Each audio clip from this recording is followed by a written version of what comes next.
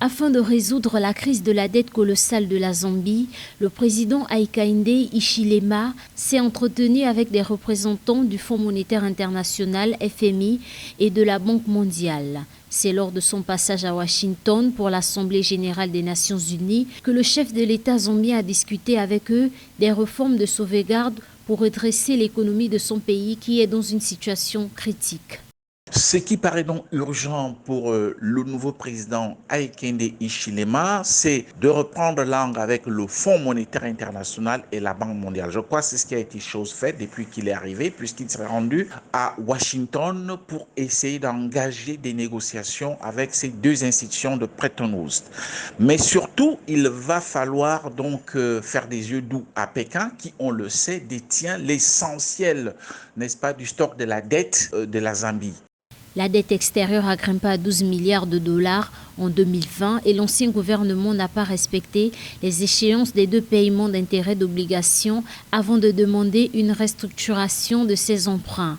Selon la Banque africaine de développement, l'économie zambienne s'est contractée de 4,9% l'année dernière, tandis que le fardeau de la dette publique a atteint 104% du PIB. L'ancien président zambien s'était lancé dans un grand travail d'investissement et de dotation d'infrastructures, ce qui quand même a coûté bien cher au trésor zambien parce qu'il a fallu donc se financer à l'extérieur pour le faire, ce qui fait qu'aujourd'hui, la Zambie doit 12 milliards de dollars à ses créanciers. On sait par ailleurs que tout cela a eu comme conséquence la contraction donc de l'économie zambienne de 4,9%.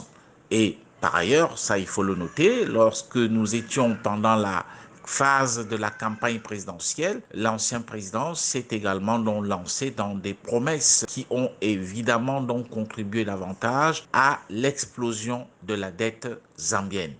La BAD explique que ces niveaux insoutenables par une politique budgétaire expansionniste financée par emprunt sous la gouvernance d'Edgar Lungu, ancien président zambien.